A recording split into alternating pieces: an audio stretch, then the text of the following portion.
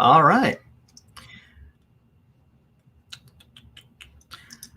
All right. Well, howdy, everyone. My name is Sebastian, but usually I go by CBass. And today, I'm happy to be making my debut on the Play Wyrd stream. I'm hoping to share my love of painting with all you people out there.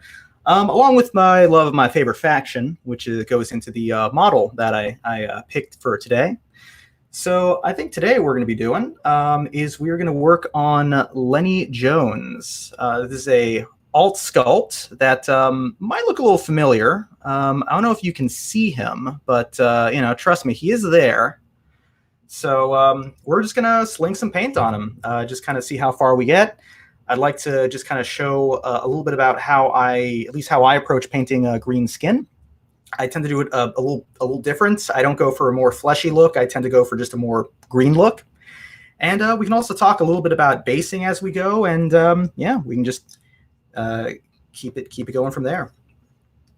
So all right. So real quick, where is the just had a kind of quick question for the mod regarding chat. Is the chat visible or?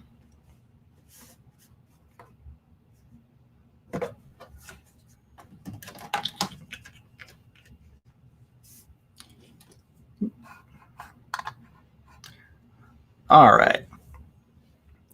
So let's get started.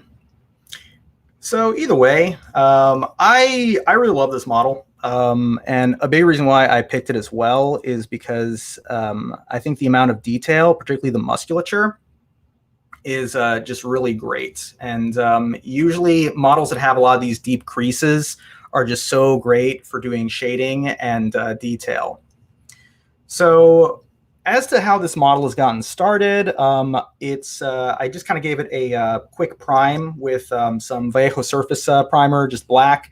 And then I hit it with a gray primer using the airbrush. So I did kind of a zenithal. I know that Guslato actually did a pretty good demonstration of zenithal priming. So I'm sure, you know, if you kind of want to watch a little more about that, I'm pretty sure you can watch the archive VOD for that video. But, you know, I don't do a lot of airbrushing on camera because I think the noise is just kind of real pain for a lot of people. So, you know, I wouldn't subject you to that, or my voice as it is muffled through a respirator. So as for what I did after that, I used the airbrush to apply a thin base coat on Lenny. That's where that green comes from. The green we're using in this case is Citadel Elysian Green. And when it comes to painting the green skin, we're only going to be using 3 colors. So I just use 3 colors for this. I just use Elysian Green, Ogren Camo, and Stegadon Scale Green. And we'll see how those 3 colors interact. But that's pretty much all we're going to need, just those 3. And you can easily find some substitutes for those if you don't have those specific colors, if you want to try to, you know, do a similar recipe. But I tend to like my gremlins a little bright green, a little bit limey, so to speak. All right, so I think what we're going to end up doing is we're going to work on doing some blocking. So let's block in some of these other colors that we want to do on Lenny. First one I think I want to do is I want to get those pants blocked in. So the pants in particular, I want to paint them in a denim color. But kind of a bit more of like a faded kind of coverall sort of color. So I'm going to be using Vallejo model color gray blue. So we're just going to pop that on the palette. Oop, that's a little dry. All right. Cool. All right, so I'm going to be grabbing my number 1. So just using a number 1 round. And we just kind of got that on the wet palette. Gonna put a little drop of water over here because we want to make sure that we've got a little more moisture on that.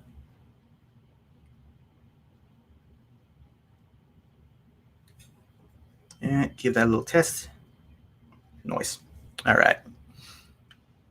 All right, so just gonna start doing some base coating.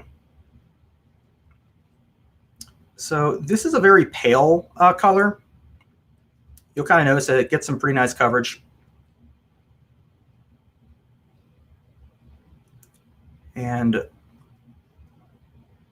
it's a pretty bright color, so to speak, but this is going to get a lot of staining, so to speak. When it comes time to do the shadows, we're going to kind of hit it not with a wash, but with just kind of like a heavy, just kind of a heavy brush into all the creases to just basically fundamentally alter the color of it. Because for a lot of things like denim, you want to make them look very dingy. This is a bit more of like a baby blue denim. I usually like to do a very like faded light blue. And honestly, the approach that I do for this, we're just going to use pretty much 2 colors for the highlighting on the denim, which is going to be this gray blue, and we're going to use a Citadel color, Ushabti Bone, to basically do all the highlights on this. So, but the shadows, we're going to do that with like a dark brown, kind of a purplish brown. And some other colors to kind of get that very dingy look, and then kind of build it up with the highlights. Usually with denim, I tend to just kind of take a bit of a shortcut with it and just kind of use that same approach for pretty much all the denim. All the denim. All that really changes is I just change the base color of it. So if I wanted to do a more like acid wash kind of denim, a bit more of like an acid wash denim that's kind of a little more faded, I would typically use like a much lighter blue. One that I use commonly, I think it's called Calidor Sky. Oh no, Lothern Blue. Yeah, it's a GW color, Lothern Blue. In the Vallejo line, I've also used Andrea Blue as kind of a base for denim as well.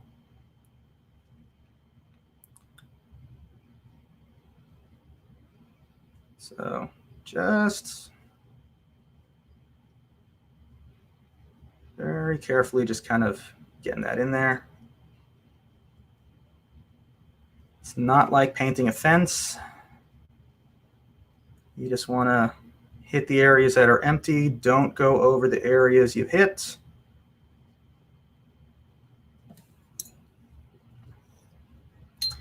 And another reason why, I really like that zenithal primer is even with this color just kind of on the primer, that underpainting already gives us a really nice looking color.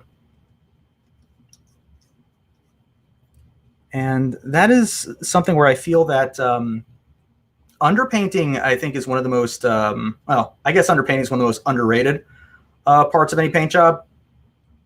Really just making sure that you have, both a prime coat and also something, just something underneath before you really start painting. That can really just change the entire tone of the paint job. So case in point, obviously, if you're going to do like a zenithal primer, you get that, you already get like that black deep in the shadows, and then you already get kind of that highlighting done with the gray or the white if you want to go a little, starker. And that already kind of does half the job for you in terms of getting those really rich shadows once it comes time to just start putting some color on it. And, you can do that with pretty much anything, any color, really, just so long as you understand, how the color relates to things.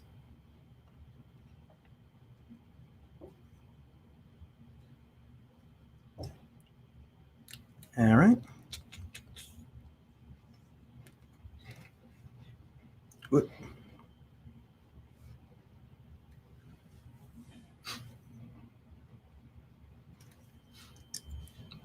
Do.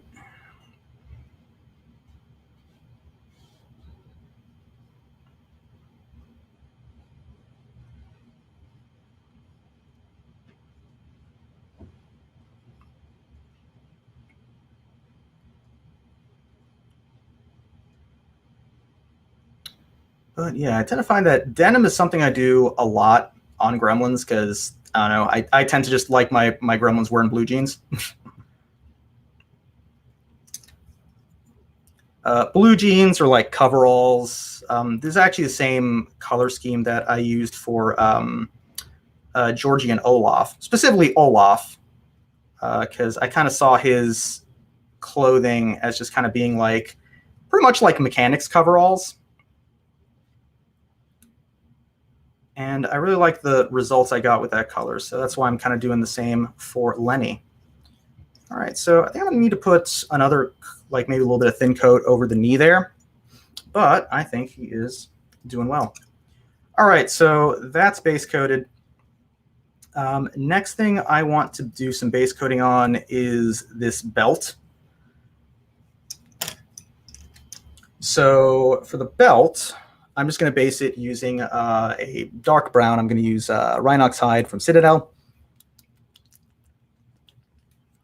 And for the Citadel paints, I like to bring out my, where is that brush? My number 3 crap brush, so-called because it's taken a lot of abuse. And at this point, its main use is to extract paint from paint pots. So just gonna use that to pull that there. And also to mix paints on occasion, if I'm just kind of mixing something chunky. All right. All right.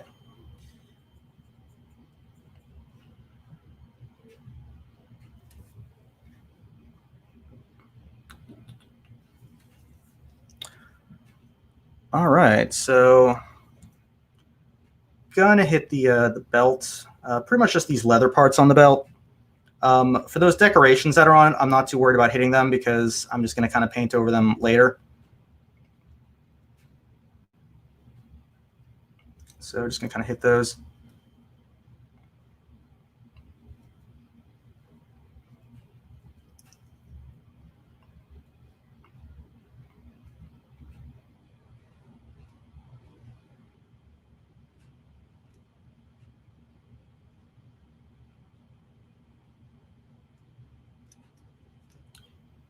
So hitting those up, hitting those up.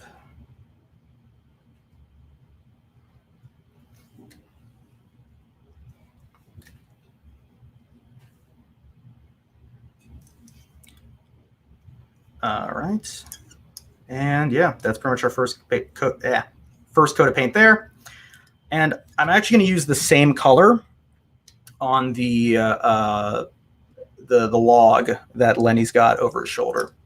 So this is something I definitely wanted to get base coated, before I really start putting shadows on the skin, because a lot of this log touches his skin. And so usually with a model like this, where there's just so much kind of touching those skin areas, I really do want to get a lot of this base coating done before I start adding shadows, mainly because, with base coating, it's easy to just kind of, get the paint on other parts. And I'd much rather get the paint on those parts when it's just flat colors that are being laid out, because it's much easier to fix at that stage. So you can kind of be a little quicker, which is kind of why I'm not too concerned about, hitting this this kind of like metal ring that's around the tree.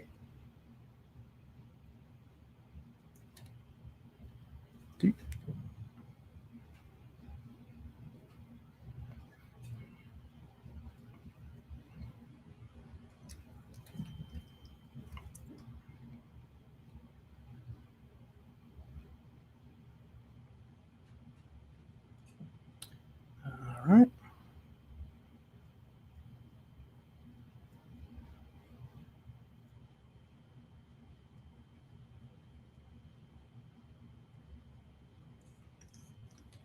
All right, let's clean that brush real quick.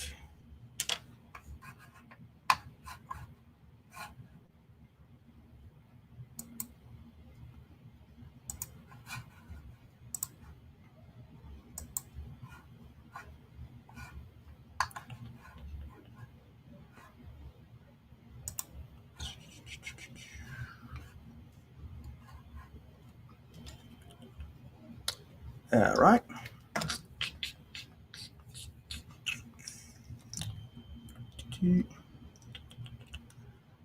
All right.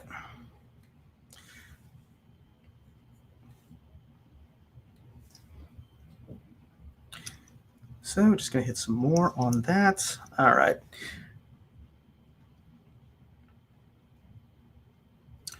But yeah, I don't know. Bayou gets a bad rap, but I mean, you know, clearly they're the best faction, right? Because, I mean, first of all, they're the only faction that has embraced democracy. So, you know, they are not, you know, beholden to the, you know, jackbooted drudgery of the guild. You know, I don't think that they're consumed by the, you know, that sort of, you know, kind of chaotic idealism that the Arcanists are beholden to. And, you know, not like the Neverborn, you know, they got a plan. It's just people just haven't figured it out yet.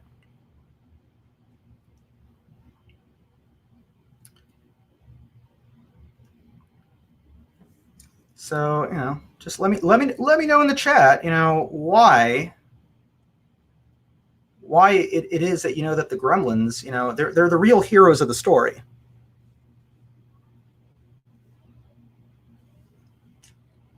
All right.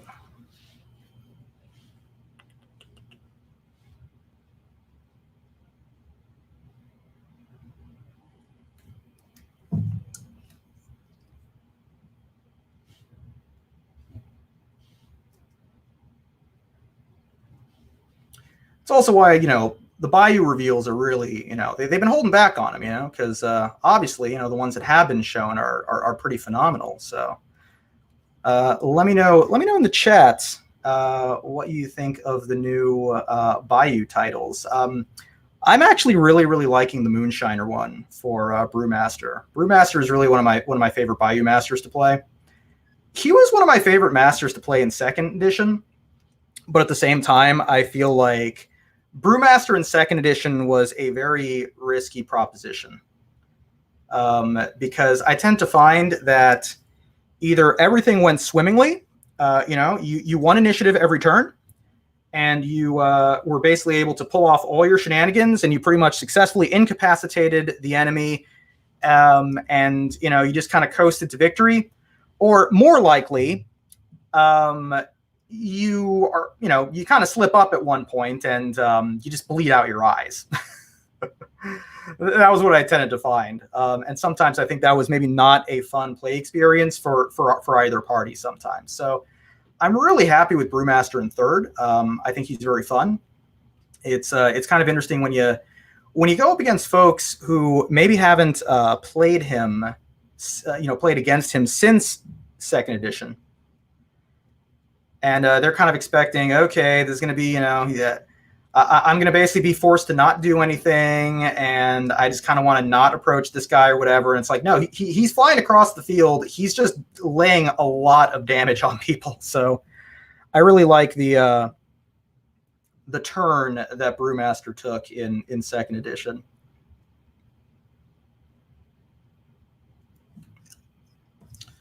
All right. All right, so we're getting some hard areas here. Sorry, I'm kind of not getting a great view of Lenny there. There's a lot of those areas with the log. Getting some real creases there, so I just want to make sure that I get those hit.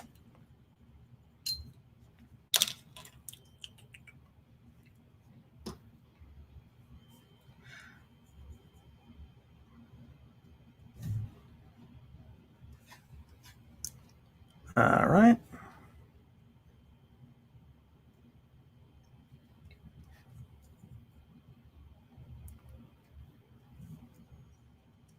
Just making sure I'm getting all of this log. Hindsight, I feel like I maybe should have airbrushed the log, but I'm not quite sure what amount of masking would basically help me kind of get that.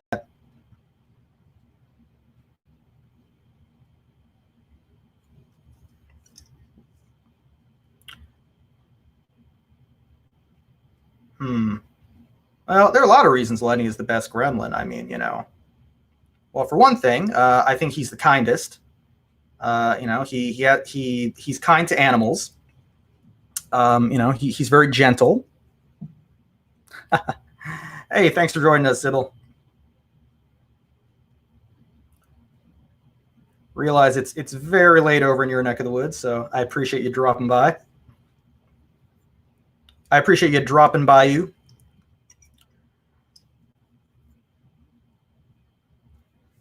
All right.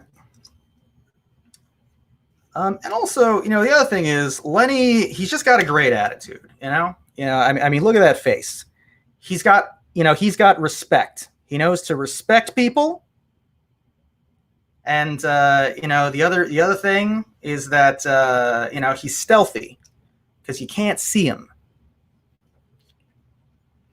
Actually, I kind of want, Wyrd to maybe put out this is a great model, but I think it needs a clear plastic version so that you truly can't see him. Oh, so there's a question from the chat. If I were to start playing Bayou, who do I suggest starting with? Wow. All right. Well, I think it depends. Something I do think is that some of the strongest masters in Bayou are also some of the most accessible. So I think a good place to start is either Mawtucket or Ophelia.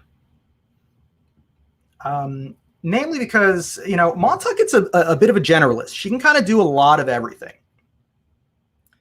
Granted, I haven't had experience playing with her new title, so I'm going to be interested to see how that pans out. But Mawtucket is a really good generalist. She can do a lot. She herself is very mobile. She's very capable in combat. And on top of that, she's also good as a support master. So she can kind of go off and she can kind of get into the thick of things. She can beat the crap out of guys with her spoon. She's got a lot of great triggers. So she's good at a little bit of, control. Being able to knock people aside with her spoon, being able to make pit traps, being able to push people into hazardous terrain. She's got a lot of options open to her for what she can do. Throwing out focus, which ever since the Errata is not as broken as it used to be, but is still a good ability to have. And one of the most I don't know if it's necessarily underappreciated, but some of the people don't tend to look at with her a lot is her horrible hollerin' ability. So horrible hollerin', you target a model and, you make your TN and you basically force the model to move. And, so it's in a lot of ways, it's pretty much like a lure. It does not have the same range as lure, obviously, but, it's like a lure, but you have a lot more control over where people go because it's any direction you want. And you can target enemies with it. You can target friendlies with it. It's got some good triggers on it, specifically the focus one. And that's actually a really big part of Maw's utility.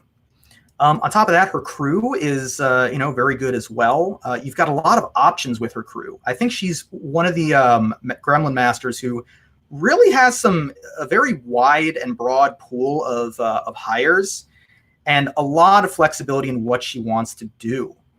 So, Rooster Riders are great. They're great scheme runners. They're very fast. They do a ton of damage if you can get the right, if you can do the right thing, if you can get the right setups. And Bushwhackers are all right. I think they're a pretty, decent model. They've got a decent range with their gun. They've got From the Shadows, so you can potentially do some good setups with them. And on top of that, I think she has some of the best henchmen in the faction. Big Brain Bryn is really fantastic. His ability to just kind of stack the deck is really cool. All right, I'm also gonna apply some of this on the other belt over here. This is the Rhinox hide that we're painting with. So yeah, Big Brain Bryn is really great. His ability to stack the deck, and also just his auras, because he has a lot of great auras for shutting down triggers. All you gotta do is just discard a card, and you can just say, no, your trigger doesn't work. So for enemies and models that are really dependent on pulling off triggers to do their stuff, Bryn can be a real headache for them. On top of that, he's got Serene Countenance. So defense-wise, they're going to have to either, use focus or do something else to get around it. And he is a henchman, so, you can burn soul stones. And, he's just got a lot of really good tech kind of going on with him. And, Trixie Belle was no slouch. I think Trixie Belle was phenomenal in second edition. I think she's still good in third rather, but I don't find myself taking her quite as much. And then, recently promoted henchman Sparks also adds a lot of really interesting flexibility to a Mawtucket crew. So, yeah, I'd say Mawtucket is a really good, master to get into Bayou with. The other one I would say is definitely Ophelia. Mainly because Ophelia is just kind of a, if you just want to have someone who's good at shooting and good at killing and just has a bunch of people in her crew that are also just good at shooting and killing, then Ophelia's, pretty solid as well. She's also pretty survivable. She can chuck her upgrades to reduce damage a little bit. And she's got a good pool of models to hire from. I would say the one kind of drawback to her is her pool is kind of small because kin is not a big keyword and they're usually kind of pricey models. So she's very much kind of an elite crew. But the LaCroix Raiders are a pretty good model, just as kind of a cheap minion to just kind of have. So, they are no slouches either. All right, so real quick, I'm going to now paint this little iron band that is around his log. So I'm going to paint that with a gray color. So I'm going to be using some Basalt Gray from Vallejo Model Color. So we're just going to shake that up because it gets very thick. Thick with two C's.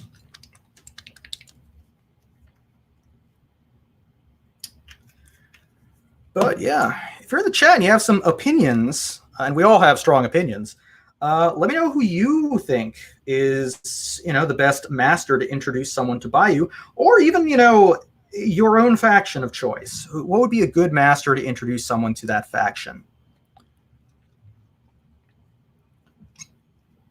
I myself, I am a Bayou loyalist, but I can't deny that I actually first started playing Malifaux because of Outcasts. And so I've been kind of getting back into them a little bit. And I'm not going to lie, with some of the new titles I'm seeing, the new Yoko Hamasaki, that model makes me want to dip into 10 Thunders a little bit. I really like that model and that play style. So I don't know, maybe I'll get some 10 Thunders. But for now, I got my Outcasts to paint up and my Bayou. And of course, the other side is something else I've been wanting to get into as well. I'm hoping to build up a King's Army force. Mainly because I feel it is a very underrepresented faction. Or I'm sorry, allegiance.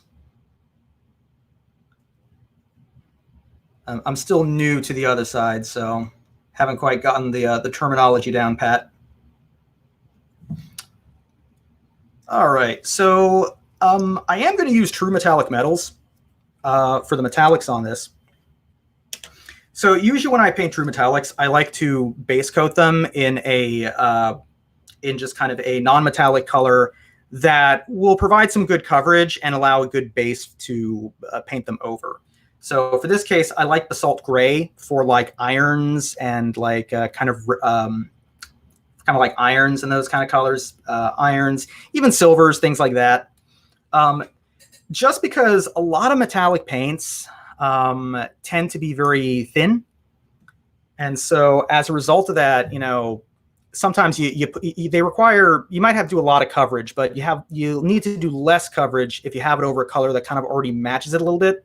So I like to do that with my metals. All right, let's see. Oh, yeah, repping King's Empire. Yeah, like I said, King's Empire, that's the one I would like to get into. I really do like the kind of like, Edwardian England, World War I, kind of like, royal military look. And I also just really like that Titan, the King's Hand. King's Hand looks really cool. And I do think that they have some really really cool character models as well. I love the I forget her name, but the engineer lady. I like her. I like her look. I like Edmonton's look as well, and Margaret Bell also. I like the overall kind of look of those, and they're very different from other things I paint. So I'm really excited to kind of get more into those models and play some more, get some more games of the other side in. Also, I think that like nobody in my meta who plays other side plays King's Empire. I think we have every other faction represented except King's Empire. So, hey, why not? All right, so I'm going to now paint some of these edges, the lining rather, on that belt. So for that, I am going to paint those in a metallic color. I want to paint that champion belt that he's wearing in like a gold. So what I'm going to do is I'm going to base coat it in some pink. Specifically, I'm going to be using some Vallejo model color, Old Rose. So this is kind of a trick that people use a lot for painting yellow, because at the end of the day, gold, even if you're doing true metallic gold or if you're doing non-metallic gold, it's effectively you're painting yellows.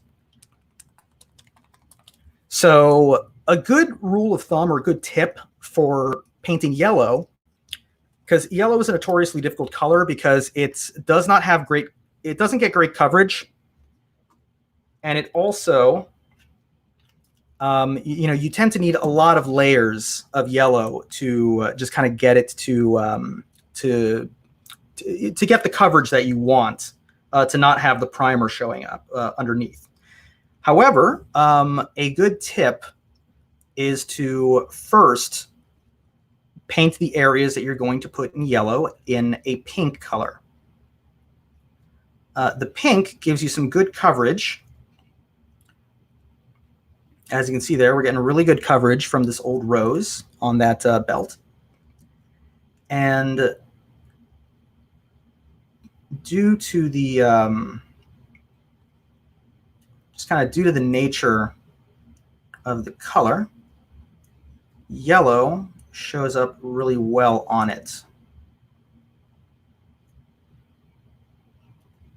So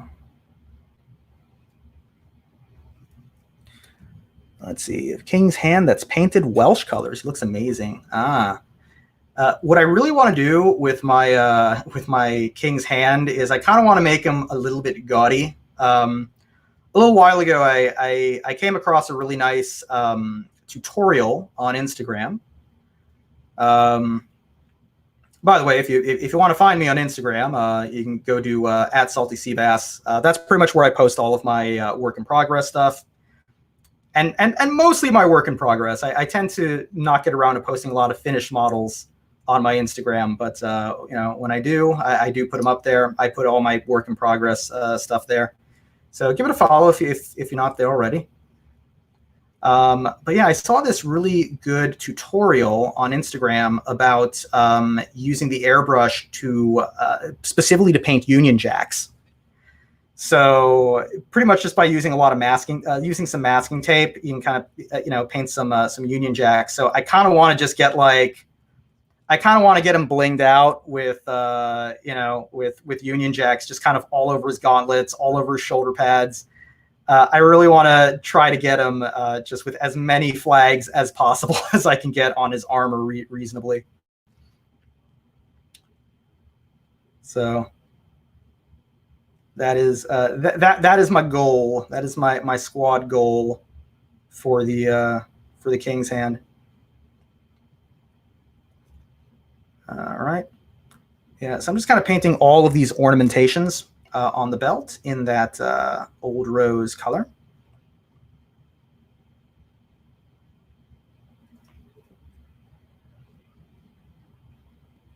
And when that dries, we're going to cover it with a yellowish color, a color that I really like to use for base coating gold. It's a Vallejo game color.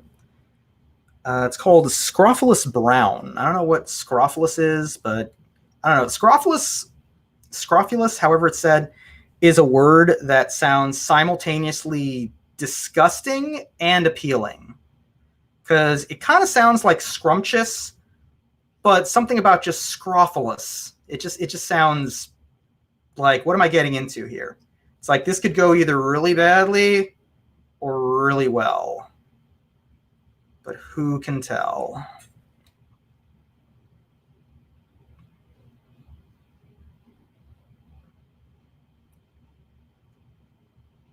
All right.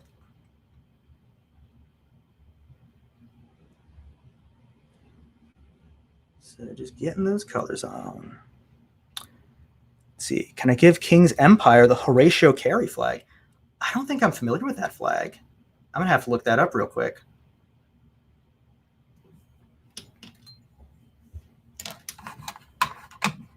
Horatio Carey. I got to look that up.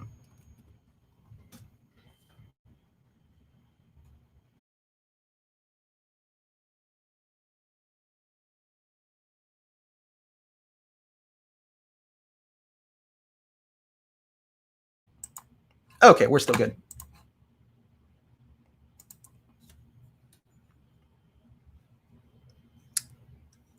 All right. Are we still on?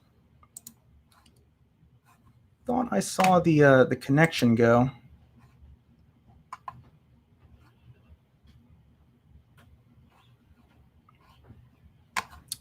Oh.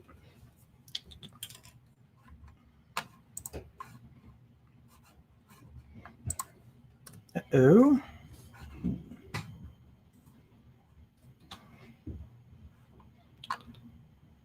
Uh-oh, did we lose it?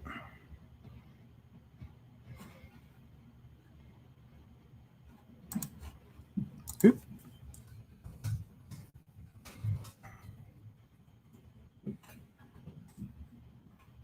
Okay. All right, I see it back. All right.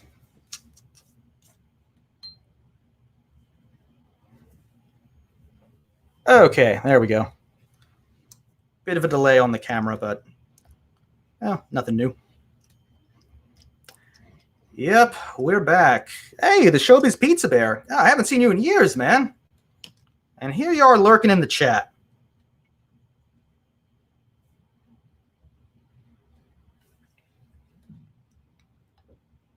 All right, so let's see. Getting right back into it. Okay. All right, so we are just painting.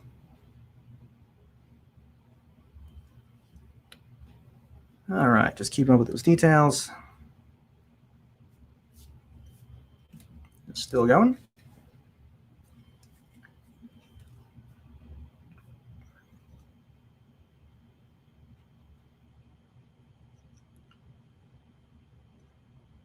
All right.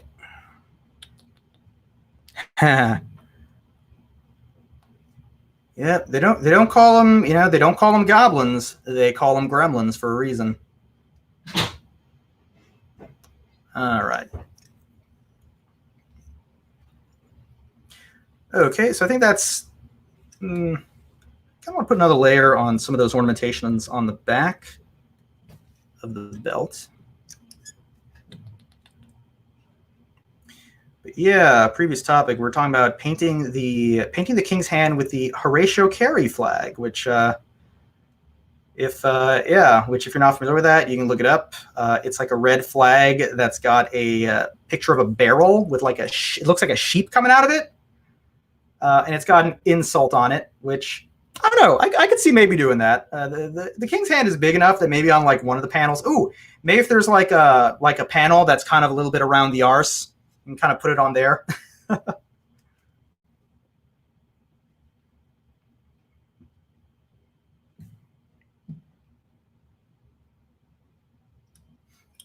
All right.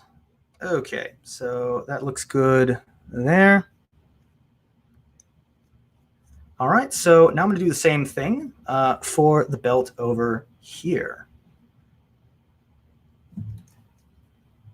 So Lenny's definitely got some credentials here, because I mean, he's got 2 championship belts. Or you know, I don't. Okay, so I'm not sure. So canonically, I think the mods would be the experts on this. Is it that Lenny has 2 belts, or is it just that the log also has a belt? That the log is also considered a Bayou wrestling champion.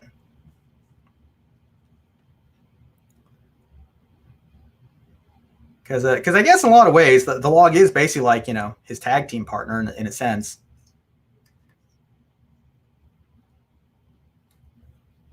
Oh, there you go. Yep, the chat was thinking the same thing. All right.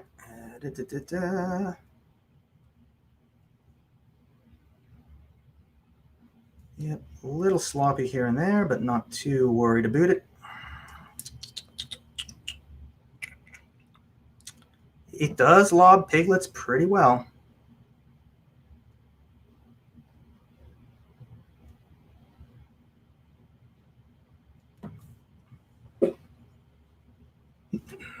Whoops. Hey, go a little pink on my pinky there. Oop, a little too much water there. Let me dab that a bit.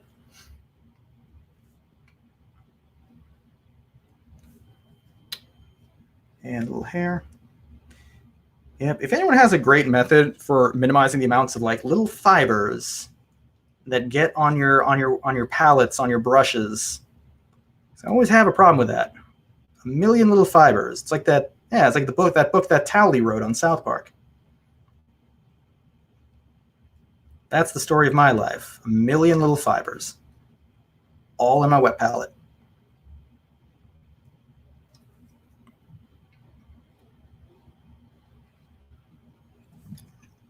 All right.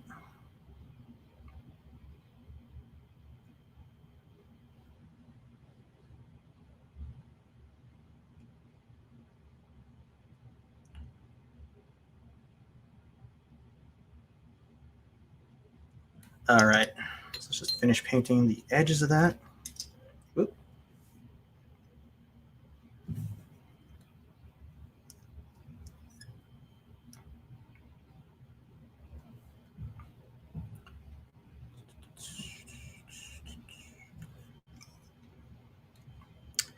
But yeah, if we got any other side players, let me know what your thoughts are, what your recommendations are for someone getting started. Obviously, there are the it's just the core box, the core Allegiance boxes. What's a good place to start? Because I think right now I literally only own I own one model, which is Margaret Bell, that I can speak of, and yeah, and that's pretty much it.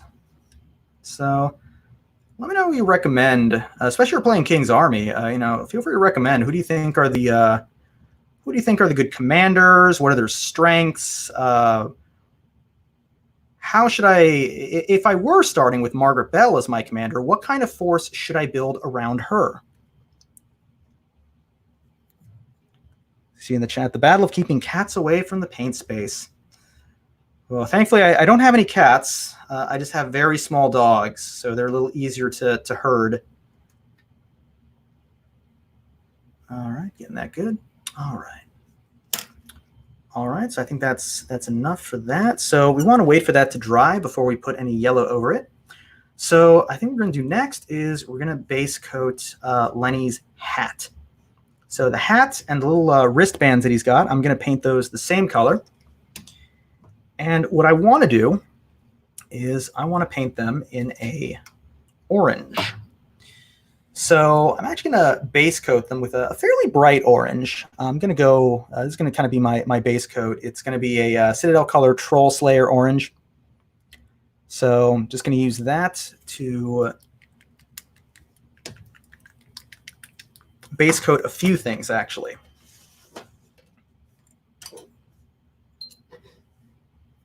So we're flipping the wet palette over. kind of want to space out some of these paints a little bit.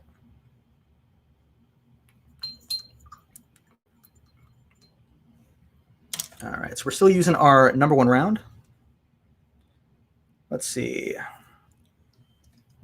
Kim says, personally, I think that Southway's borders supplement some good muscle for King's Army, plus they are fun-looking sculpts. I do like those sculpts. Just these kind of like British street toughs and kind of like powered armor braces. I really like that look. All right, so we're going to use that Troll Slayer orange, and we're going to paint. Oof, this brush has seen better days. The tip is getting a little frayed.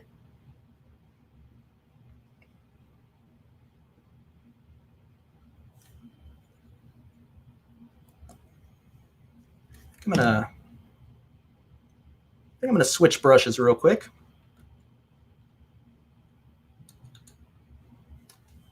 I'm gonna pull out another #1. I haven't actually used this brush. I actually just got it recently. It's from Game Envy. It's just one of their kind of less expensive, just synthetic brushes. It's part of a set they put out, the Phalanx. So I'm just gonna try this one out. This is size 1 round. And I'm just gonna use that here on these little wristbands we got.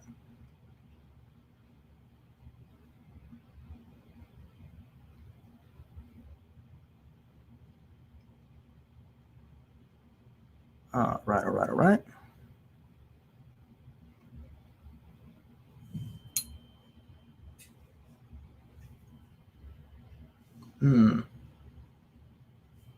Not sure at what scale this is a #1 because it feels to me just kind of a lot more fine-tipped than some of the other rounds I'm used to dealing with.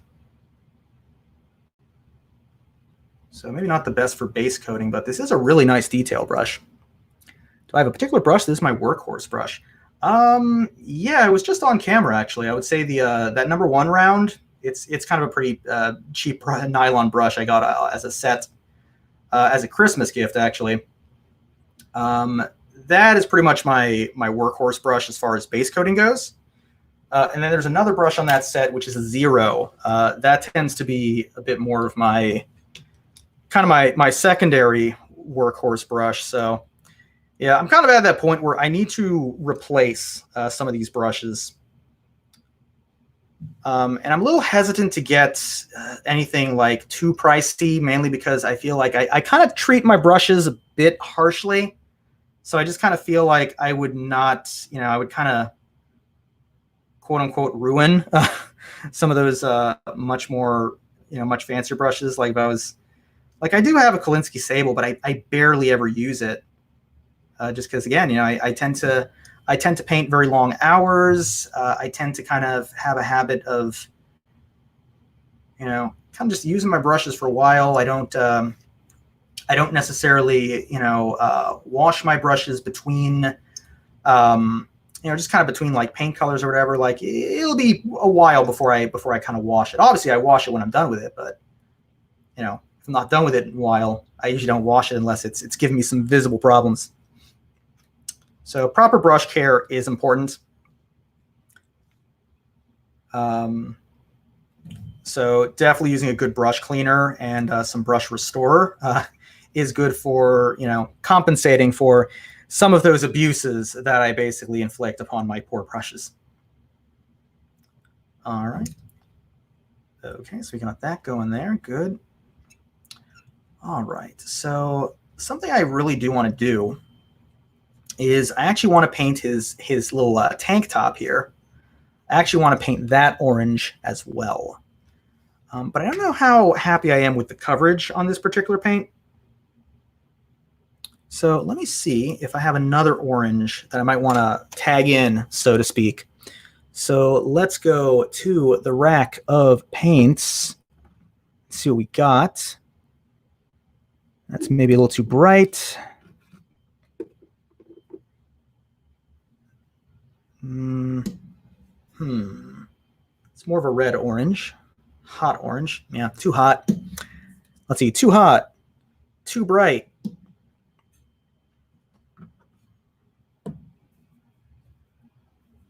Too thin.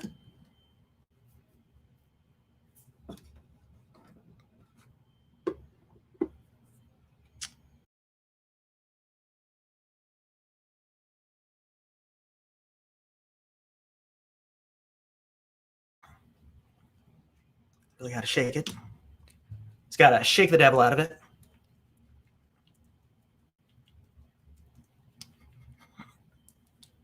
All right. Another indicator of a paint that hasn't been used too much.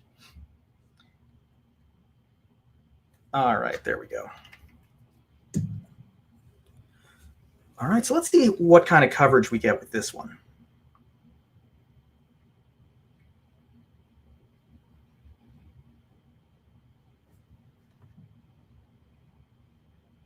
All right.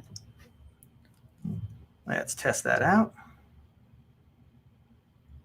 To be honest, kind of similar, but again, you know, I am painting orange over green. But I'm liking that coverage. I'll have to do, you know, multiple layers, obviously, but it's decent coverage.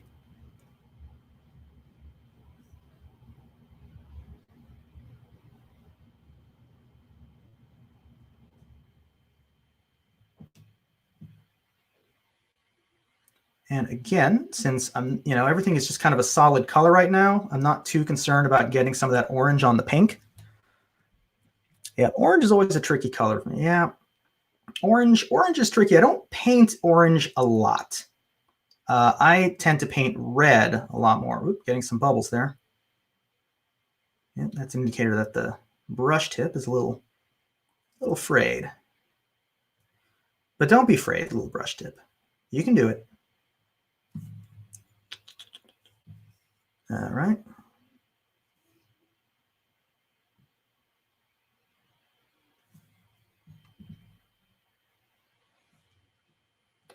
All right.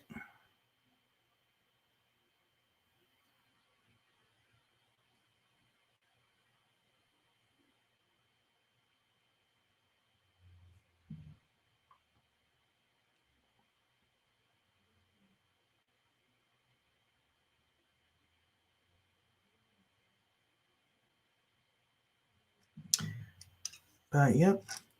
If it's not patently obvious, I was kind of looking into a lot of John Cena's wardrobe to kind of get some inspiration on the color scheme that I wanted for this particular model. So I actually really rather like the some of the bright orange outfits that he goes with. So hence why I'm kind of hitting Lenny. Oh, audio drop out? Uh-oh. We not hearing me? Testing.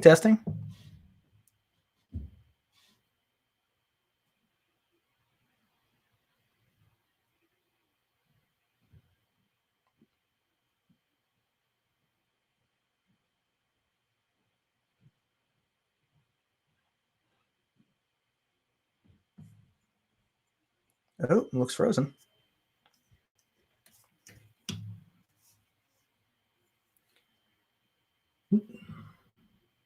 All right. Well, with the audio out, I guess this is the time when I can just kind of loudly state my bank account number to myself to make sure I don't forget it.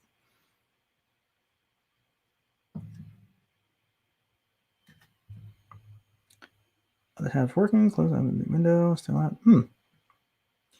Yep. If you're in the chat and you can hear me, you know, just kind of let me know. Let's see if it's a stream wide issue or if it's just affecting a particular user. I'm also seeing the visual just kind of frozen, so as Kim said, might just be those gremlins just back at it.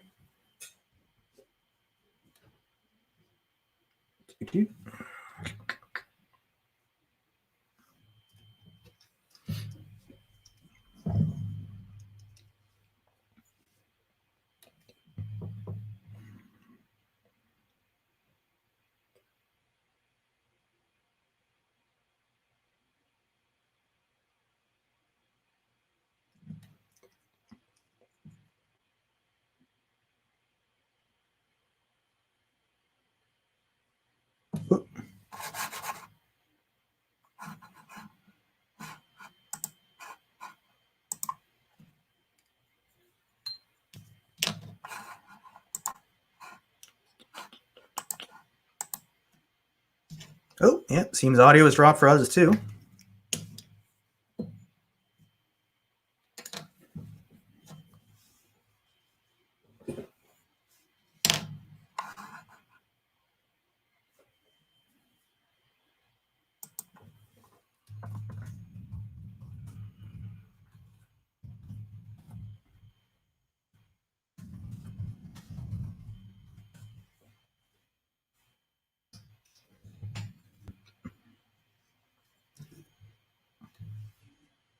Okay.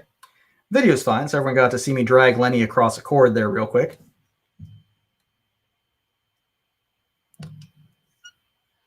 Well, not sure who I'm talking to at this point since the audio seems to be an issue. All right, well, I'm just gonna keep chugging away here then. Just plugging along.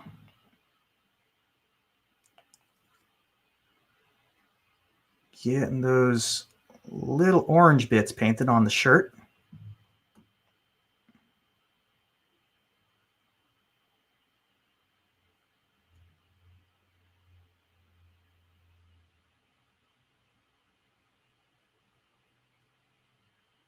All right, some of that has dried a little bit, so I can go there. All right.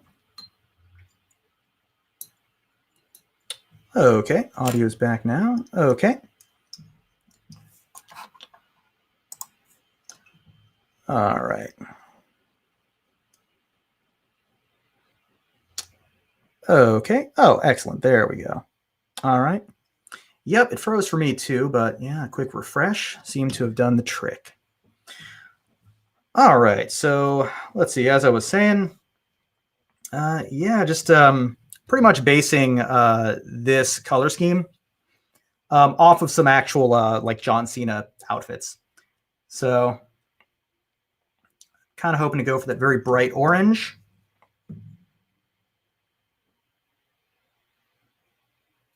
And a little bit of blue as well. All right, so I want to wait for that to dry a little bit before I start doing another layer on that, because the orange is definitely going to need some more layers.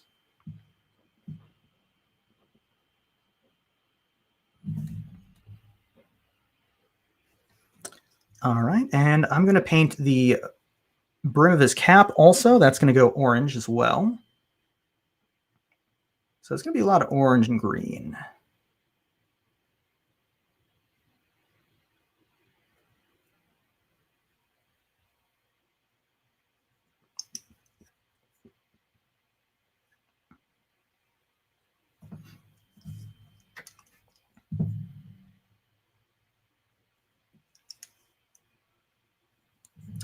Yeah, orange is a color that, interestingly enough, yeah, I don't think I've really painted a whole lot of orange. It's one that just doesn't seem to come up in a lot of the things I've painted. So let me know, actually, what do you think is the color that you paint the least or the color that you paint the most? I'd be interested to know what people's answers are. For me, I think the color I paint the most is probably green, but also red, green and red. So Christmas colors, I tend to paint those quite a bit.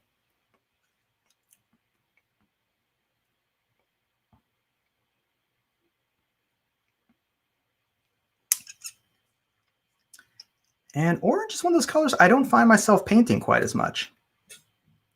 At least unless it is more in line with a red of some kind.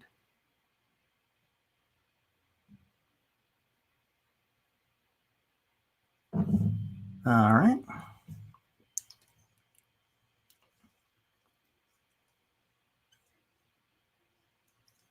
All right. So the brim of the hat and kind of that band that goes around the bottom there, since there's a clear delineation here in the model, I'm actually going to paint the top of the hat in a dark blue color. So to base coat that, I'm going to use some blue, or azul intenso, which I prefer. Sounds a little more interesting than just blue. Let's see, Skip Sandwich says, Warhammer Days had a never-ending rotation of browns I was always replacing. Blues I used for a lot for non-base. Played orcs, so plenty green. Yep. play a lot of Bayou, so green is the biggest thing that I tend to paint. And I also recently did a commission for some products of that other game that was mentioned that used a lot of blue as well.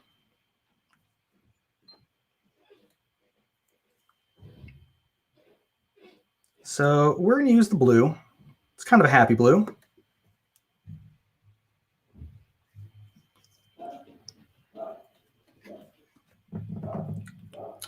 But yeah, I think orange, probably a color that I don't paint very much. Probably the color I paint the least.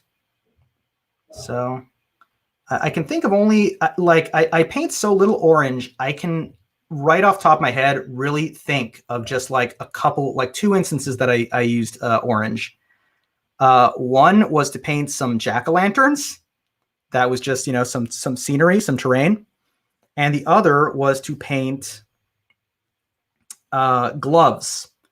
My Sparks model, I painted his gloves orange because some, you know, some like mechanics gloves are orange. They tend to they're made out of like orange nitrile. So I ended up just kind of giving him some like bright orange gloves, which, you know, was a really nice little accent because it really stands out kind of against like the blue of his coveralls.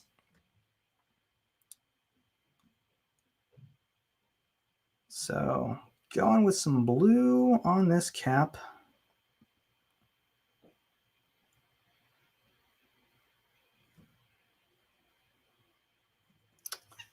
Just doing those base coats.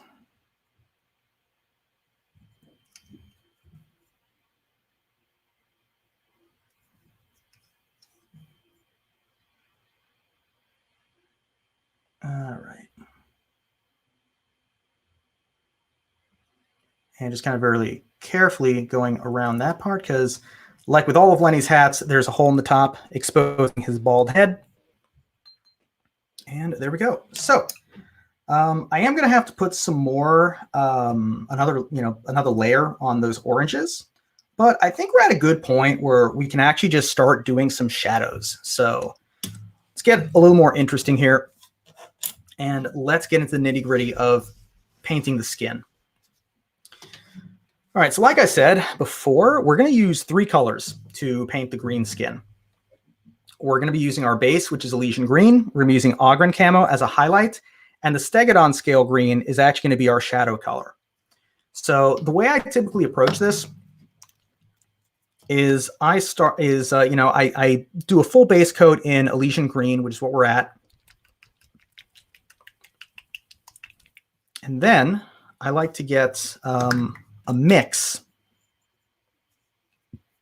If you're into ratios, I typically try to do this as like a 2-part Elysian to 1-part Stegodon scale. So just kind of get a lot of paint there.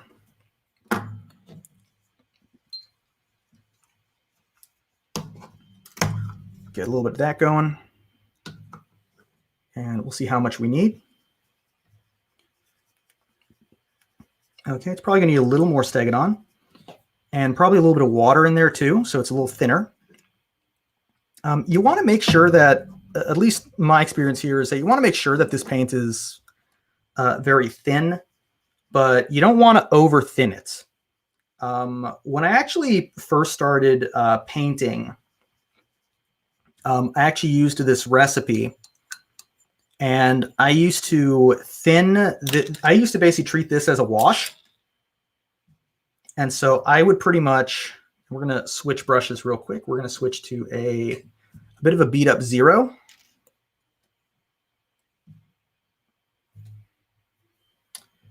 But yeah, so, okay, so that's kind of our mix there. Some Stegodon Scale Green and the Elysian. All right, so I want to make this a very thin paint, but I don't want to over thin it. Something that can happen very commonly, and I don't think a lot of people realize this, and this is something I kind of had to learn when I started painting, was in the same way that, you know, not thinning your paints is a problem, over thinning your paints can be a real, can in some ways be Well, okay, it's an easier problem to fix than like if you do too much thinning or not enough thinning rather. But thinning your paints too much has its own set of problems. The biggest one being that if you put way too much water or way too much thinner in your paint, and this happens a lot when airbrushing. This still happens to me sometimes when I airbrush, is if you thin the paint a little too much, then pretty much the pigment doesn't really have anything to bond to. So when you get that paint onto your model, it basically like repels additional coats of paint. So I used to have this a lot when I was starting out with the airbrush, where I would thin a paint pretty heavily because you want it to run through your airbrush, and then I would apply a layer onto the model, and then when I would start painting over that layer with my brush, the paint, you would slide it across the brush and the paint would just start to form little beads and it just wouldn't adhere to the paint. So that is kind of the danger of over thinning your paint. So do be sure to watch out for that. You don't have to thin this particular paint too much. So you can see here, I'm just painting in the shadows here. I was just kind of painting along the edges here where his belly is, inside his belly button, along the edges of the ripped shirt. There's not really a lot of reason to shade too heavily on this area because it's a large flat area.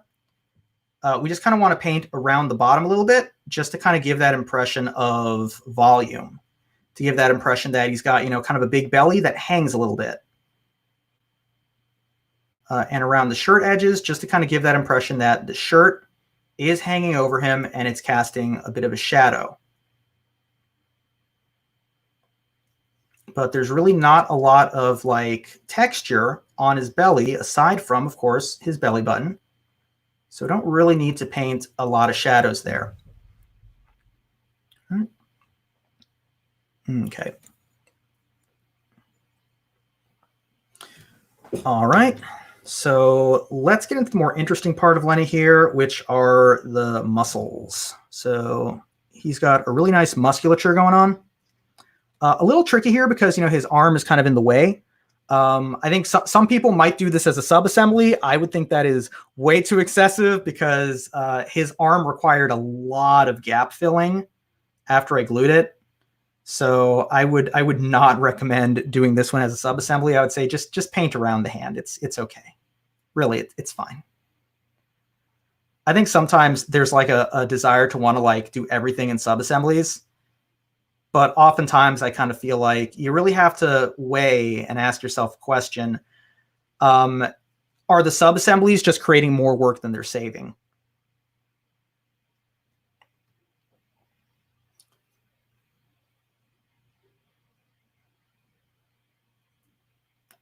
All right.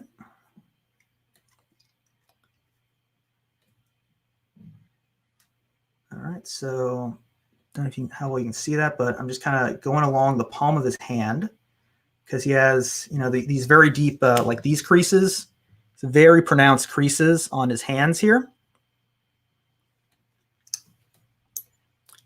So I'm just making sure that looks good. All right, so his hand looks pretty good there. Just want to make sure that we're getting more into some of these creases. And again, a reason I really like Bayou models a lot is because Gremlins just have such like, they have such like wrinkled, like deeply creased skin. So you can kind of really get into some nice shadows here.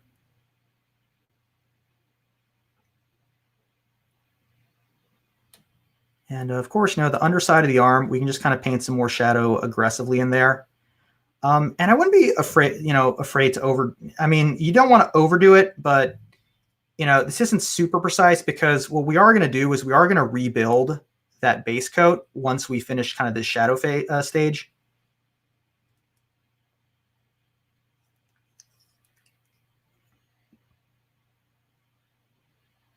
So again, we're just kind of like, in some ways, it's almost like an edge, like a reverse edge highlight in a way with some of these areas. We're just kind of going around like the clothes to kind of give that impression of, the clothing casting a bit of a shadow there. But also we want to kind of go into a lot of these creases where where his muscles are, to kind of give that impression that they're just very big and imposing and very round.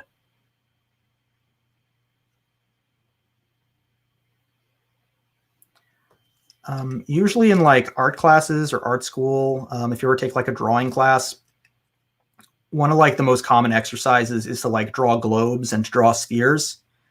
And that's just because, it kind of gives you a good understanding of just kind of how light and shadow just kind of, behaves over an area. And so it's very similar in miniature painting as well. All right, so I don't know how well we can see that. I know there's a bit of a delay, so I just want to get them on camera there real quick, see if we can get a good look at, oh, it's a bit blurry. Kind of seeing if we can get a good look at how that is looking with his musculature.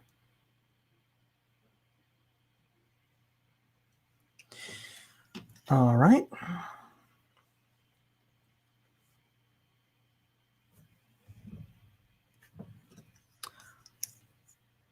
Okay, so now let's do the other arm before we move on to his chest.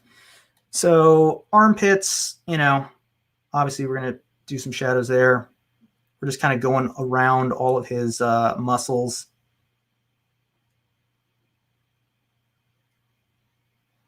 Creating a bit of a shadow there where the log is resting on his arm.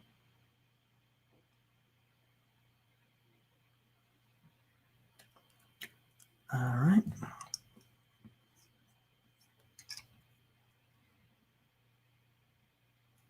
Doing the same thing here, doing the same thing there. All right.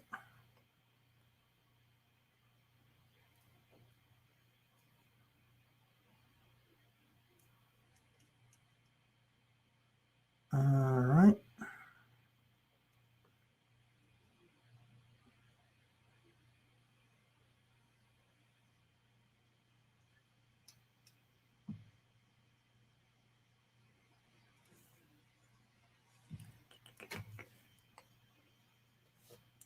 Personally, I think it's red.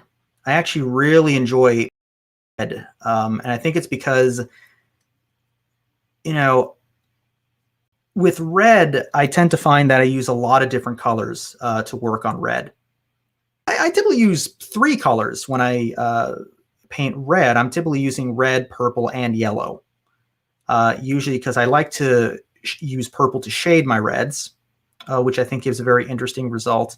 And yellow as a highlight for red also looks as well.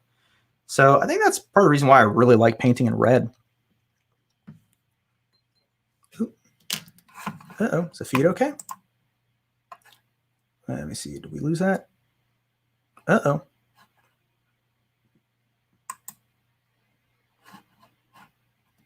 Okay.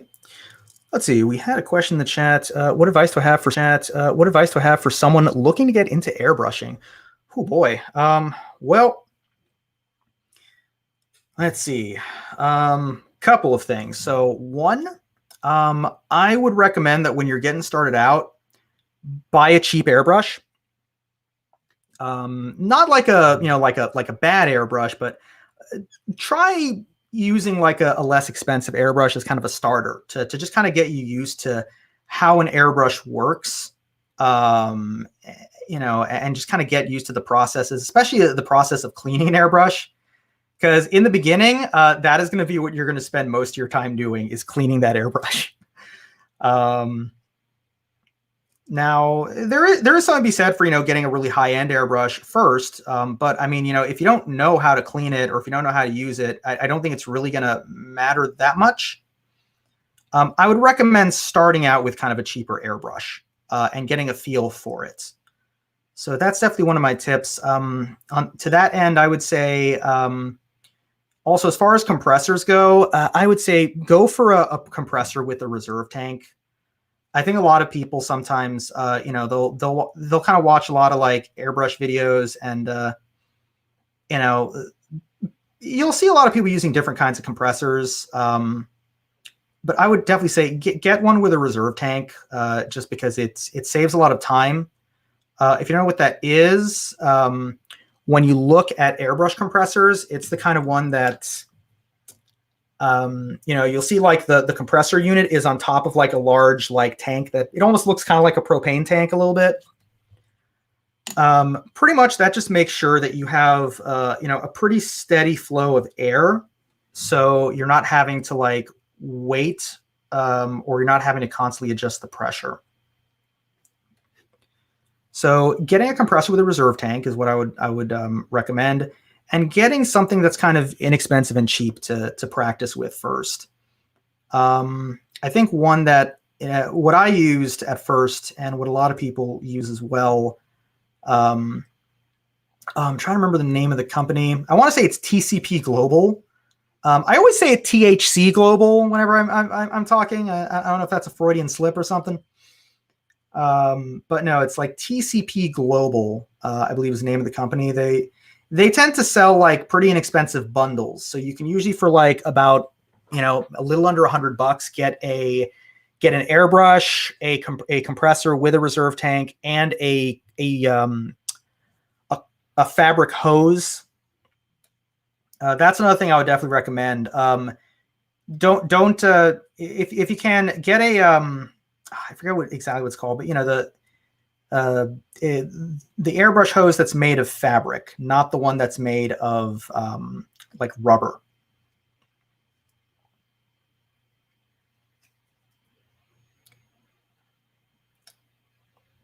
And also I would say, there's a lot of good, tutorials on airbrushes. As far as airbrushes I would recommend, so to be honest, right now, I use a Badger Patriot. It's an okay brush. It has one design flaw that I really dislike, which is that the needle that the airbrush has like a ball on the end of it, and you can't really remove that ball without like potentially damaging the needle. So it's kind of annoying when I want to clean the airbrush, because when you clean your airbrush, you want to basically pull the needle out and clean it. And it's much better to pull the needle out from the front of the airbrush so that you don't pull paint back into the guts. But if it's got that little ball in it, I can't push it forward through the airbrush, so I have to pull it out that way. So it just kind of creates more cleanup for me. So that's one thing I would say is, that's one design flaw of like the Badger brush I have that I do not like. I think generally like Iwata makes good brushes. You can usually find them in a lot of art stores. So, I would say, Iwata airbrush, like an Iwata Eclipse, I think that's, pretty decent airbrush to get, even as like a starter airbrush. If you want to just kind of skip the learning phase and just kind of go, I'm just going to invest in a better brush. That's like a good, a pretty good airbrush. But for now, I don't really use my airbrush for too much beyond a lot of base coating and a lot of just laying down some simple highlights. So as I kind of practice with the airbrush a lot more, I do kind of want to maybe get into, kind of upgrading at some point. But right now, I just don't really have a need to. I've kind of adjusted to the quirks of my Badger. Oh, another thing I'd recommend as getting started with airbrushing is make sure that whatever airbrush you're getting, make sure that replacement parts are easy to find. So that's something I definitely recommend. So wherever you buy it from, look up on their website to see if they have replacement parts or if they offer replacement parts. Because that is something that will definitely, you'll definitely have to like replace parts down the line. Especially if one of the disadvantages of some cheaper airbrushes also is they use rubber O-rings as seals inside of them.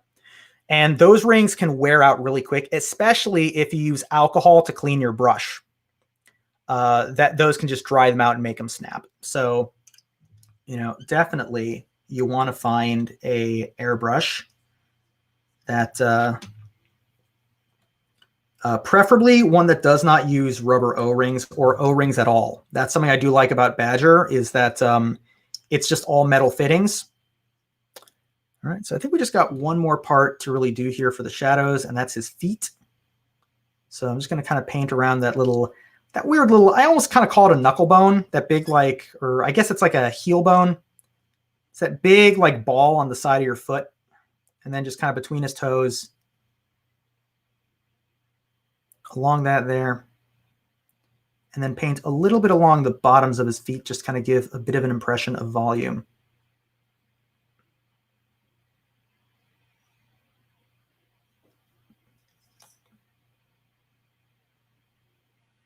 Okay. And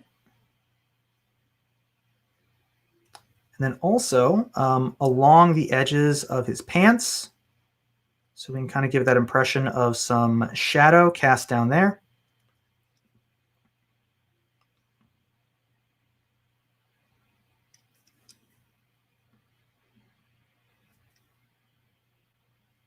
And then we'll just do the same for the other foot.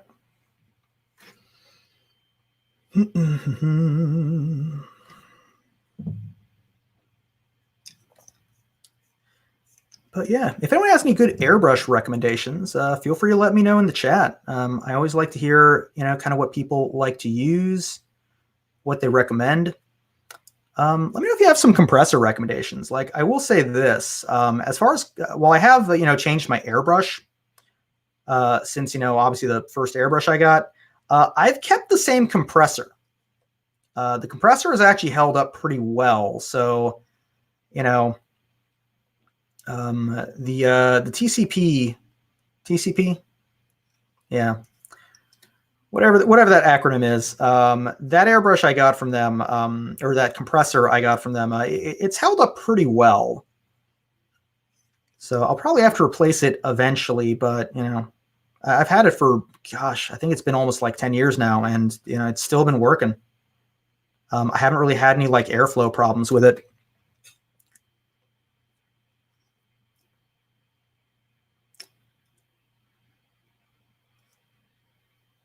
All right, then doing the same thing there.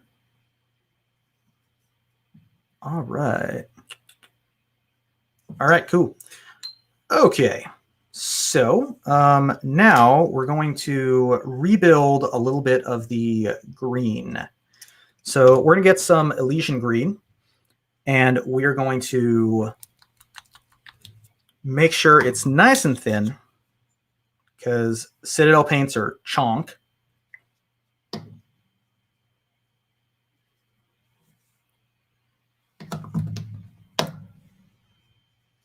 They are some real chunky paints, and we're just going to make sure that get those good. And we're going to rebuild some of that green. So what we're basically doing is we're just going to reapply the green to everything that is not a shadow, and kind of rebuild some of these, some of that color, and also just kind of make the color a little more intense. Because again, with the airbrush, the paint is going to be very thin. And so the base coat that we put on there is, going to be much thinner than what we're going to put on with the brush right now. And with skin tones, it's always going to be a bit of like a, an ongoing process, so to speak. So just kind of keep working those layers, keep working at them until we get it.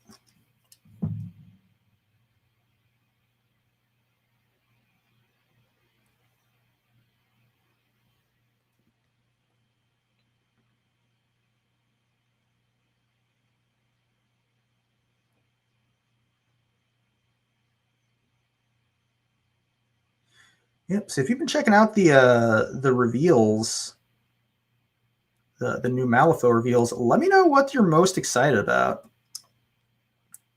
Like I said earlier, I really like the new Brewmaster reveal. I really do like the new title for Ophelia. I also am actually very interested in the new Enforcer that Kin and family got. I have to say, thematically, I really, really like that character, Sly Six Shots. I mean, obviously, I don't know what his deal is in the lore, but I mean, the impression I'm getting from his card and from his abilities is he's pretty much an arms dealer, but I just kind of like this idea that he is an arms dealer who is supplying both sides of this conflict. So it's like he's openly selling to both the family and the kin. And so I just really like that flavor to it. Also, another thing, I don't know if anyone noticed this, but does anyone else think that Sly Six Shots looks like the tall man from Phantasm? I don't know. I kind of saw him on that card, and I was kind of feeling he looks a lot like Angus Scrim. You know, deceased character actor Angus Scrim.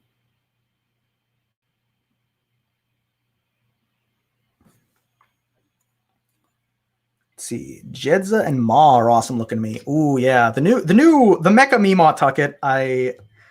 I'm very glad that was the first Bayou reveal, because I was just kind of feeling like, oh yeah, Bayou is back, baby. I also really do like that Ma Tucket. I think something that when I kind of talk to a lot of other players as well, even a lot of other Bayou players, there are a lot of people who kind of weren't really sure like what Ma Tucket's deal was, like theme wise. I think a lot of people just sort of felt like she was just kind of like Somer, but a lady, just without like the summoning. But I really do like how she's gotten more of a theme with the technology, with this idea of just kind of the having sparks in her crew, having all the constructs in her crew, the idea that because her clan basically lives pretty much close to like the dump, essentially, where the guild is just kind of dumping all their garbage. They just have this sort of like junkyard empire, and so I really like that aspect. I really like the new enforcer Ma got, the rock hopper. I like that we got a bona fide robot that's not a soulstone miner. And I'm very interested in, I don't quite remember all his abilities off the top of my head, but I do recall he's got like some kind of ability that, what does it do? I think it like, I don't remember exactly what it did, but I just remember in my head, all I could think was, is this a way to get around Karai's vengeance aura? If anyone knows what I'm talking about, let me know in the chat. Because I think it has like some kind of an aura it can throw up around certain things that that can potentially prevent damage from outside sources. But I'll have to look that up again. Back onto the kin. Something else I do like about Six Shots is that he does have the false claim ability. I was disappointed that he is. His specific card, he's just a keyword model. He is a guild model, so you can't hire him outside of Ophelia's crew. But being able to have a model that you can kind of pay that extra tax for in the Bayou to get false claim, that would be very fun. Because false claim is just such a great ability. And there's a lot of Bayou masters that can do, well, there's some that can do some interesting scheme marker shenanigans. So, but Ma Tucket is, or not Ma Tucket, Ophelia is one of those. So, being able to just kind of have much more scheme marker, much more, a greater ability to throw out scheme markers with Ophelia and to kind of have control over those. That is really nice. Because if there is one like weakness I tended to notice in Ophelia, it's that because her crew is very small, and I think this is why the LaCroix Raiders are such a great addition. You tend to want to get your kin up into the fray, and so oftentimes I tend to find if you're just using their AP to have to like maneuver around, you want to try to maximize their AP into just beating the crap out of people. And so being able to have, maybe more, having to put less AP into throwing out ski markers is always nice. So I can imagine, having Sly and Maris in a pool, and just kind of the ability to just kind of put out some ski markers, have a little more control over where the markers are going to get them where you want them to. It's a good thing.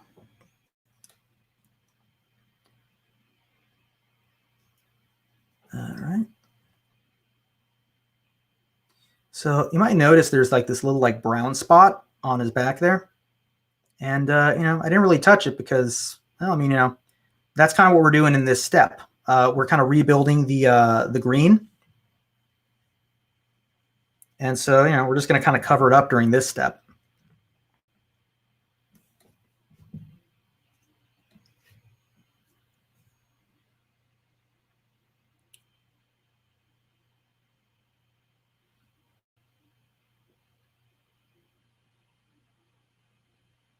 All right, so as usual, you know, I tend to just kind of start my brush at the bottom and kind of run it up. Want to be careful not to run the brush over, you know, wet areas, just because, you know, you're going to rip up your paint if you do that. Sometimes it happens.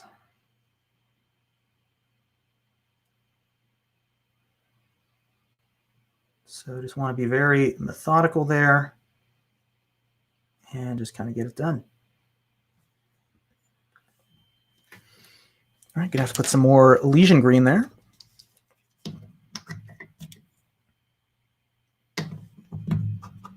All right.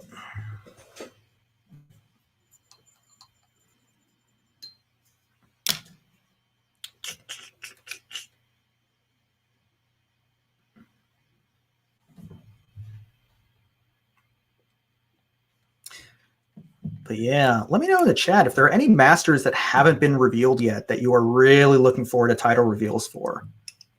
Let me know. I mean, obviously, I think everyone really wants to see what all the corrupted masters are going to play like.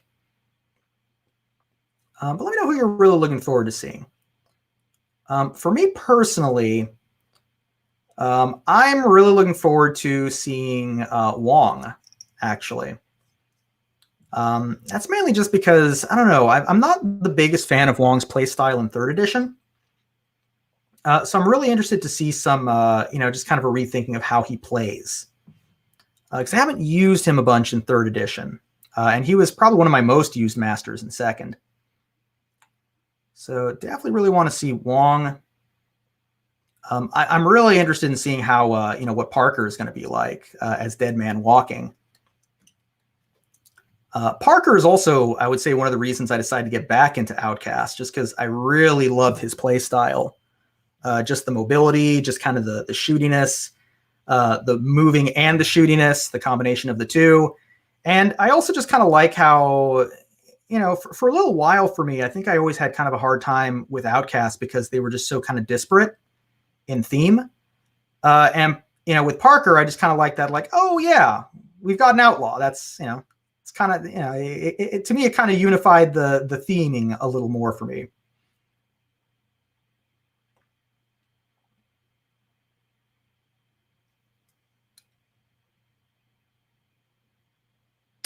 Ooh, Ivan and Leviticus. Yeah, that's the thing. Like, Explorers are so new that I tend to kind of forget that, oh, yeah, they're going to get new titles, too. So I tend to forget, like, yeah, Ivan getting, you know, getting something new. And Leviticus, you know what? That's a good point. I totally forgot about Leviticus. I'm sure a lot of folks, after he got, you know, nerfed a little bit, are going to be eager to see, you know, what his new bag of tricks is going to be like.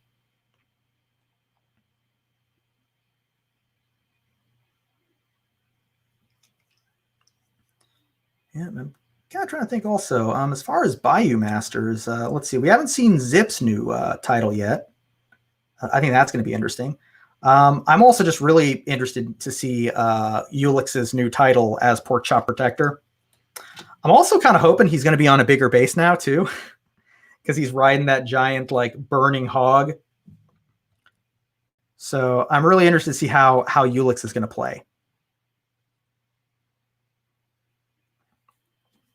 Also, something about Ulix being like the corrupted master for Bayou, I don't know, it's a bit of a curveball in a way, but it kind of makes sense to me.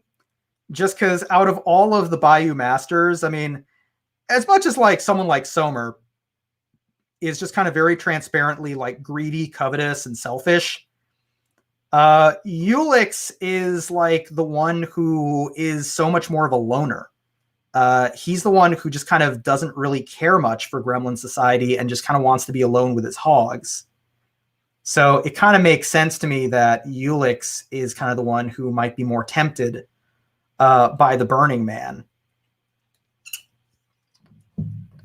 And on that note, I'm interested to see what they're going to do with Somer. I think anytime a master gets kind of a nerf, I think people are kind of interested to see what's kind of the next big thing that's going to happen with them.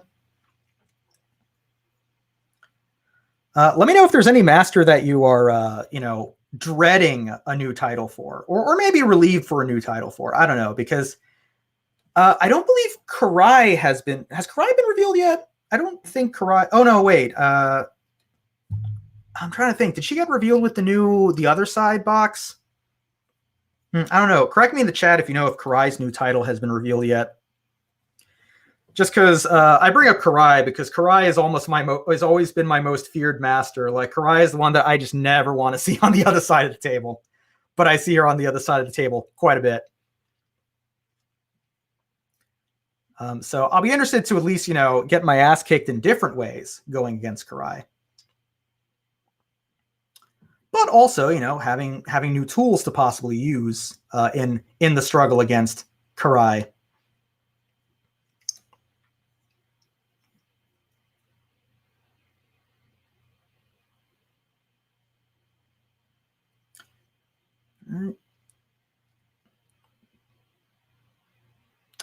But yeah, Wild Flaming Hogs. That's actually something I'm actually interested to see is if Ulix is going to get because typically we're typically getting like new models as well that kind of go in tandem. So I'll be interested to see if Ulix gets like some flaming like hogs to kind of go along with his new keyword, or not his new keyword, but his new title. I'd also be interested in that sense to see who's gonna, if that's the case, who's gonna share that keyword.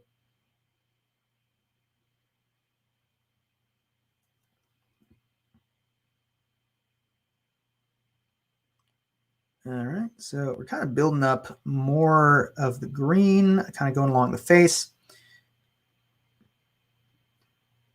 So for the face, obviously, you want to just make sure you're kind of hitting those very high points.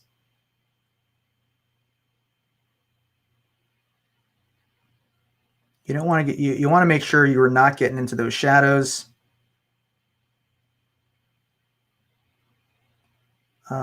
But the face, especially on Lenny, has a lot of creases in it. So you just kind of want to make sure that you're hitting those high points. All right. Okay, let's go to his other arm.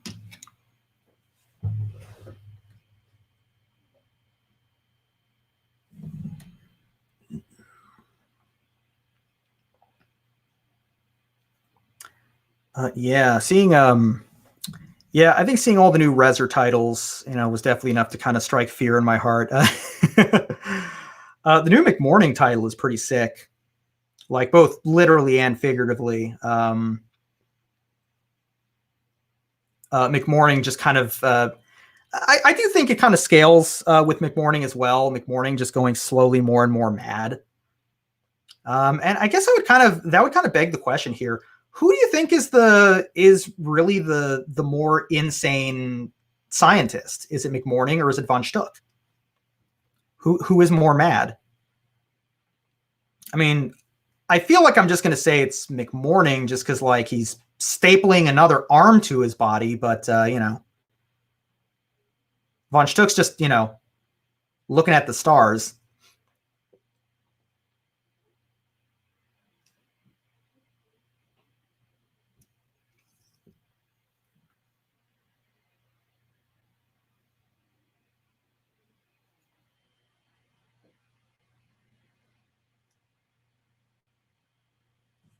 All right.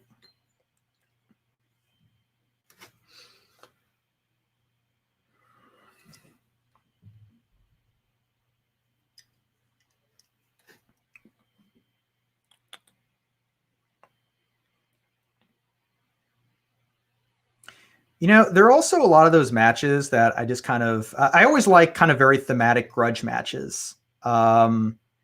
Granted, sometimes in terms of like the actual gameplay, they tend to be a little one-sided. For example, one that I liked, and I ended up kind of doing that. We ended up playing that up in third edition. Was who's the better magician? Is it Wong, or the better performer, Wong or Colette? And it's barely a question. It's Colette. As much as I love Wong, like, I'm sorry, it's Colette. Colette just kind of runs circles around Wong. It's not a great matchup. And that did play out in our game. It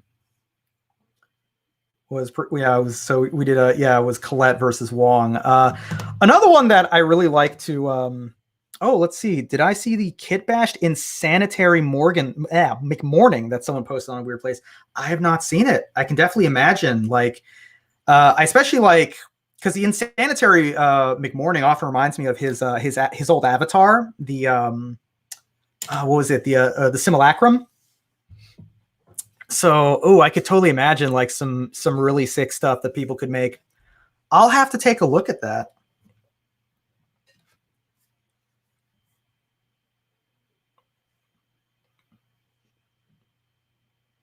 I think the only limitation you kind of have on that Kit Bash is, what base size is it?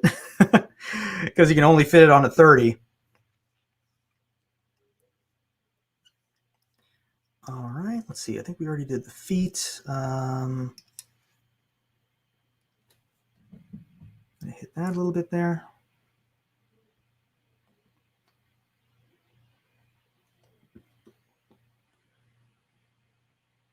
But another match that I've always wanted to kind of put up, and I know people have done this. I haven't had an opportunity to do this matchup myself, but on the topic of McMorning is me and a friend of mine, we've constantly wanted to do a McMorning Brewmaster match, just kind of for giggles. Let me know what your thoughts are in the chat on how kind of who comes out on top on that one, because it's just such a weird match. Just kind of based on their abilities and what they do. Because on the one hand, you basically got McMorning's crew, who has, perverse metabolism. So they not only don't take damage from poison, they heal from poison. But then you've also got Brewmaster's crew that doesn't take any damage from poison. So on the one note, does it behoove McMorning to actually have poison on his guys? Because otherwise, Brewmaster has a lot of debuffs for models that are poisoned. So it's like, your Rogue Necromancy or whatever is, it's got a bunch of poison on it, but it's attacking people. It's going to be at minus flip, so it's just going to have to mitigate that. And if it starts like within a certain distance of Brewmaster, it's also going to be slow. There's so many other things that he can just kind of throw on models as well with that. So I just kind of wonder who comes out on top in that match usually, and how do you manage that match? Both as, the McMorning player, what is your strategy going into it? And as the Brewmaster player, what is your strategy going into that matchup? So I kind of I like to think sometimes about some of those really like oddball matches. Another one that we sort of had thematically, we had a league at my game store, and one of the matchups we basically had was it was Zip versus Karis. Who is the better aviator? That match ended in a tie. It ended a tie, and ultimately, we used a coin flip to decide who would get the points for the league, for the league, and it ended up going to Karis there. So it's like, all right, but in terms of points, it ended up just being a tie. So still to be undecided, yet to be determined, yet to be decided.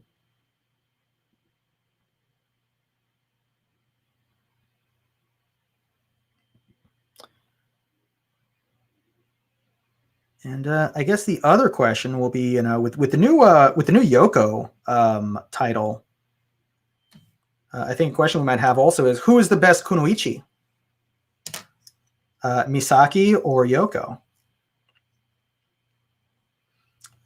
All right, so that's been built up pretty well. All right, so while I'm kind of waiting for that to dry, what I like to do before I get into too many of the details is, or not too many details, but where I start to, before I start doing more highlights, I like to start putting in some of the details on the face.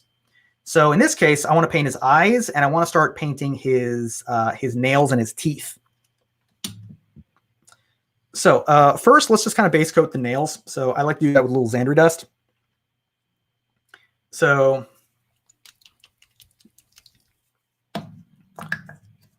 we get the Xandri dust. I'm just going to get that on our palette. Ooh, this looks a little thick.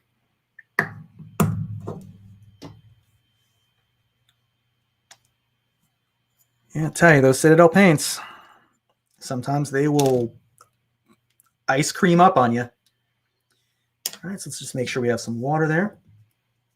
Let's put another drop there.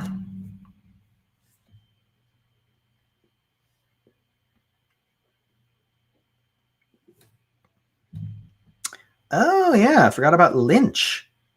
I'm interested to see what Lynch is going to get as well. Depending on... Because Lynch is a master I've never really had too much of a desire to play. I'd be interested to see what his new kit is going to be like. And maybe that'll between that and Yoko, maybe that could push me to do the unthinkable and play and dip into 10 Thunders. Just a toe, just dip a toe.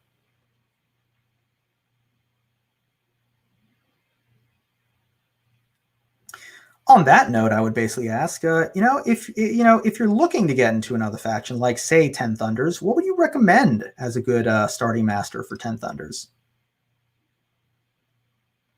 I would think Misaki, just because I feel like she's pretty straightforward, just like kill things. But she does have a lot of good strategy involved with her shadow markers and kind of her ability to move between them.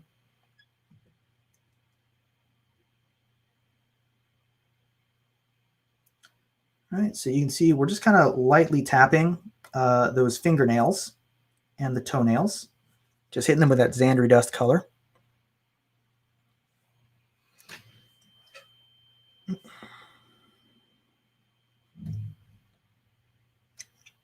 So that's all the toenails, that's the fingernails. We're going to do the fingernails on the other hand. Oop, having a bit of a, try to get them more into the light here. Having a hard time seeing those. Okay, there's that one. Little nail over there. And that nail is on the side.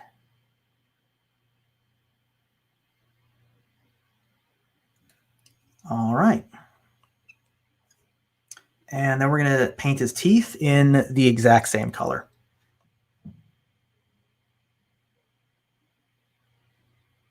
And of course, we got a little bit of that on his lip. But again, because the lip is a solid color of green, it's easier to fix that than if we had already done all of our highlighting.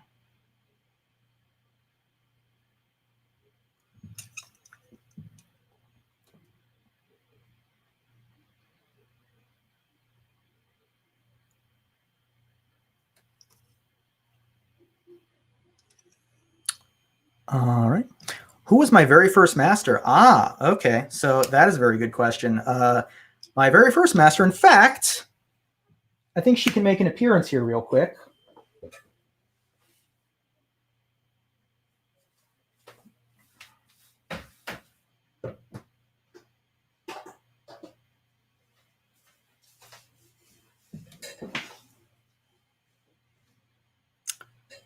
My very first master, none other than Victoria. And this is the first Malifaux model that I painted. As you can see, it has just base coats and pretty much no additional work. It has basically remained in that way. So I've kind of been meaning to either strip this model and just kind of repaint it. I also do have another Victoria sculpt that I've been painting up to be to just kind of lead my Victoria's crew. But yeah, Victoria was actually my very first master. And I still have the model right here, just kind of figuring out what to do with it.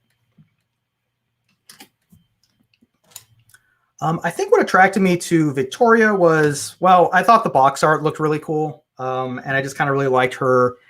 I really just kind of liked the samurai getup that they had. I also thought Taylor was just a really cool model, just swinging the big hammer with, with her goggles and the and just the big cybernetic arm.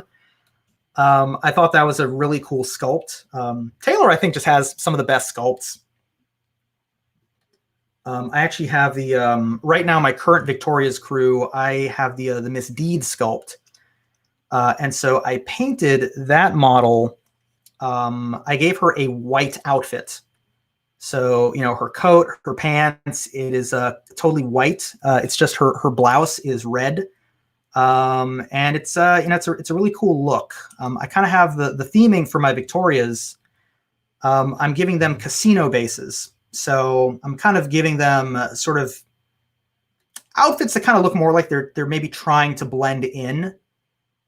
And so I kind of like the idea of Taylor wearing what is essentially just kind of like a pimp outfit, really. And it came out looking really good. That picture's on my Instagram, actually, if you want to see the work in progress photos on that. All right, so the teeth. So now let's paint the eyes. So I paint my gremlins with yellow eyes. I think the yellow just looks really good, with the green that I paint, because the green that I use, the Elysian Green, the Auburn camo, is a bit of a yellowish green.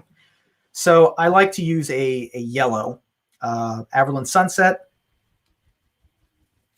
Uh-oh. Oh, I hope that didn't dry. Let's see. It's never a good sign when you shake up your paint and you don't hear the paint moving inside. Ooh. This looks very dry. Okay, it's workable. Yeah, I will say Aveline Sunset, definitely, again, if you're having problems painting yellow, I guess the other thing, and if you don't want to go through the whole, paint it in, do the layer of pink before you do your yellow, you can always just use Aveline Sunset. Aveline Sunset is one of those GW paints that I would strongly recommend, because it is probably the only yellow that gets like really, really good coverage.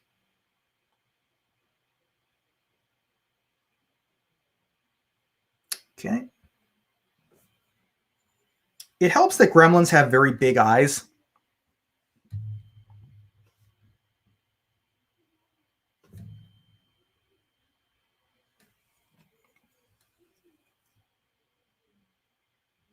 All right, I have to turn them upside down here. Oop, the glue tack is giving away on the cork a little bit.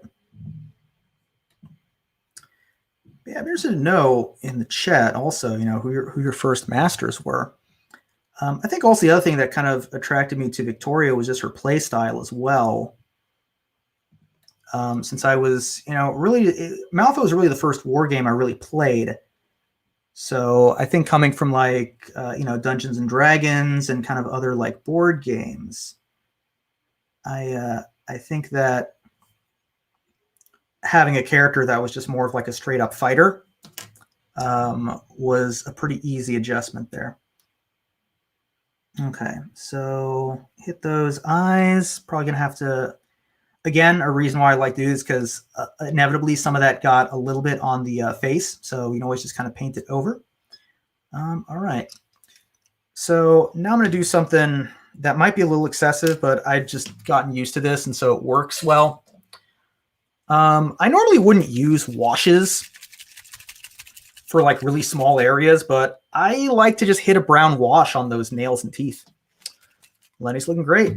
Yeah, he's looking pretty good. He's shaping up.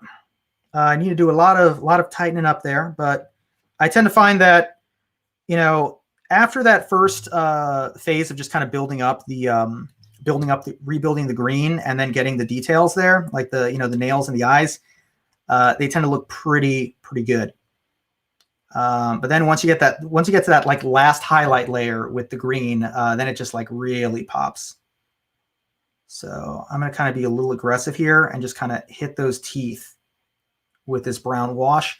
And then I'm also going to kind of dry the brush real quick, and I'm going to wick some of that wash off. because I don't want too much of that to get in there. I just want enough that it kind of stains the teeth and the nails. Let's see. So Kim saying, my first master was Dreamer in 2nd edition. And my first paint job was LCB, painted as Sully. Lord Chompyvitz, painted as Sully from Monsters, Inc. I can see that. That's nice. Yeah, Dreamer has already been, a pretty good one. Hey, we got a new follower. Thank you very much for following. I'm not sure if I caught the name, but I saw a little icon pop up there.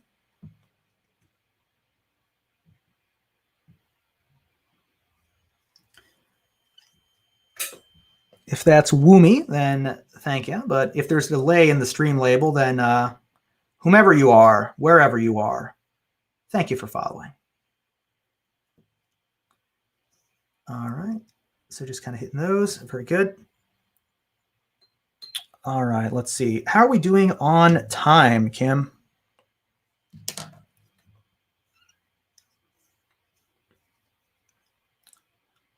see. All right.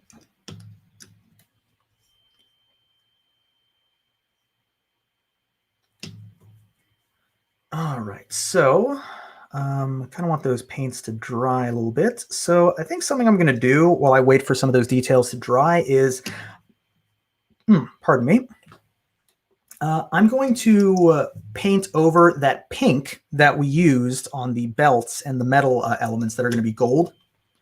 So I'm going to paint over that using this color that I mentioned before, Scruffles Brown, which, usually with some of these Vallejo colors, I can kind of figure out what they're trying to say by just reading the Spanish. But in this one, I have no idea. It's marrón escrofuloso, literally Scruffles Brown. So I need to look that up. What does that mean?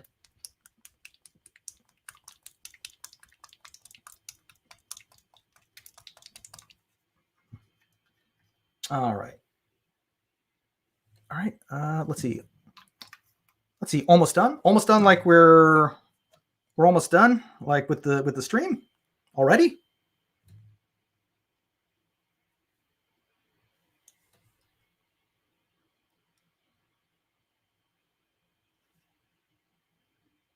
Oh yeah, as it does. All right, time is flying. All right. Let's see. So do we need to do a quick wrap up? All right. So I guess we'll just kind of take a quick look at Lenny, the progress we've made. Pretty much got a lot of the base coating done. I think before, I pick him up again next time we get to stream him, I'm going to off stream just kind of finish doing the base coat on those oranges, just so that we have that nice and ready. And also just kind of work on rebuilding that green so we can just jump right into highlights. Something else that I kind of want to show before we stop is kind of an idea of what the basing I'd like to do for Lenny. So since obviously this version of Lenny is, stepping into the ring, I've been looking for someone to challenge Mancha Roja, actually. And so I've had this basing scheme that I did for Mancha and my Rasslers. And so I would like to assemble a similar base for Lenny. And hopefully I'd like to do enough preparations that we can kind of go over how to build a corner of the ring base, like this one, this little vignette base that works really well. And hopefully we can be able to kind of go over just kind of the construction of that on stream. I would obviously do a bunch of pre-work. So like Kim said, just kind of remember to follow me on my socials. You can follow me on Instagram at salty_CBass. I also do have my own stream on Twitch, which is, also Salty CBass. And as always, be sure to keep coming back here, check out all the other fantastically talented painters we've got, Ben, Eleanor, Guslado, Haunted Miniatures is also a really great guy. And, also just check out their streams as well and their socials. They're just all top notch class acts. And I'm really happy to be able to, to finally find the time to join them. And hopefully, as we work out all the kinks, we can get more streams done. And I'll see you all back here.